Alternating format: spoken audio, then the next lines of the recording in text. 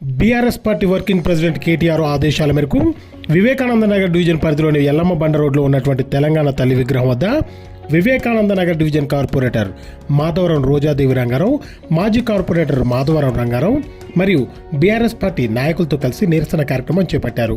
తదుపరి తెలంగాణ తల్లి విగ్రహానికి పాలాభిషేకం చేశారు.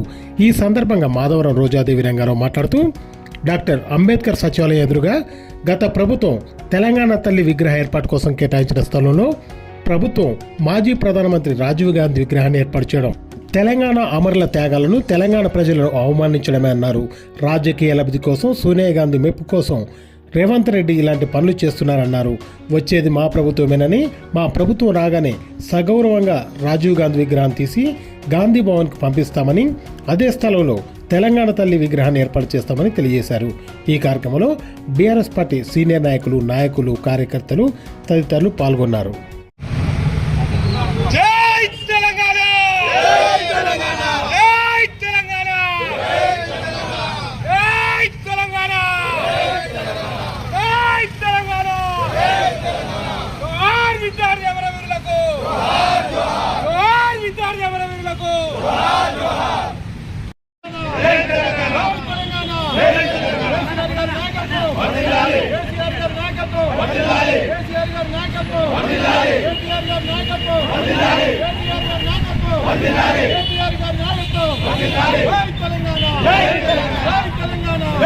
అధినేత కల్వకుంట్ల కేసీఆర్ గారు సచివాలయం ఎలాగైతే సచివాలయం ఒక పవిత్రంగా భావించి బాబాసాహెబ్ అంబేద్కర్ గారు పేరు పెట్టారు, అలాగే మన తెలంగాణ తల్లి అమరవీరులను కూడా స్థాపించారు.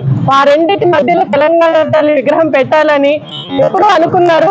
సచివాలయం మనము ఓపెన్ చేసిన తర్వాత వారు ఆ డిజైన్ ని కూడా 2023లో ఆ డిజైన్ ని పంపించడం కూడా జరిగింది. ఆ తర్వాత మనకు ఎలక్షన్స్ ఇలాంటి రావడం వల్ల మనం ప్రతిష్ఠించలేకపోయాము. కానీ ఇప్పుడు రేవంత్ రెడ్డి గారు మన తెలంగాణకు సంబంధం లేని రాజీవ్ గాంధీ విగ్రహాన్ని అక్కడ సచివాలయం ముందు ప్రతిష్ఠించడము ఇది ఎంతవరకు కరెక్టో అందరూ ఆలోచించాలని కోరుతున్నాను.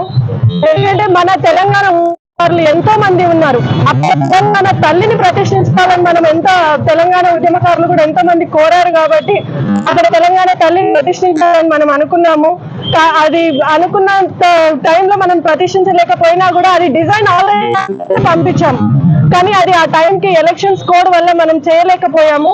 ఇప్పుడు మాత్రం ఆ రాజీవ్ గాంధీ విగ్రహాన్ని తప్పకుండా తర్వాత ఇప్పుడు వారు రేవంత్ రెడ్డి గారు ప్రతిష్ఠించారు, కానీ తర్వాత అది కూడా మర్యాద పూర్వకంగా తొలగించి గాంధీ భవన్ కి తరలించడం జరుగుతుంది. మన కేసీఆర్ గారు మళ్ళా అధికారంలోకి వస్తారు. రాగానే మొదటి కార్యక్రమంగా అది చేపడతారు. సకల మర్యాదలతో పంపిస్తారు. రాజీవ్ గాంధీ సకల మర్యాదలతో గాంధీ భవన్ కి పంపించడం జరుగుతుంది. రెడ్డి గారు ఇప్పుడు మాట్లాడుతున్నారు, కానీ ఒకప్పుడు తను ప్రతిపక్షంలో టీడీపీలో ఉన్నప్పుడు డిసెంబర్ 9న ఇప్పుడు మన సోనియా గాంధీ మన రాష్ట్రం తెలంగాణ రాష్ట్రం ఇచ్చింది అని పదే చెప్తున్నారు. కానీ అదే డిసెంబర్ 9 నాడు ఎందుకు ఇవ్వాల్సి వచ్చింది? మన కేసీఆర్ గారు ఆమరణ నిరాహార దీక్ష చేపట్టారు. అది మీదకి వచ్చింది కాబట్టి తప్పని పరిస్థితిలో ఇప్పుడు రేవంత్ రెడ్డి భాషలోనే చెప్పాలంటే కేసీఆర్ గారు సోనియా గాంధీ మెడలు వంచి మరి ఈ తెలంగాణ తీసుకురావడం జరిగింది.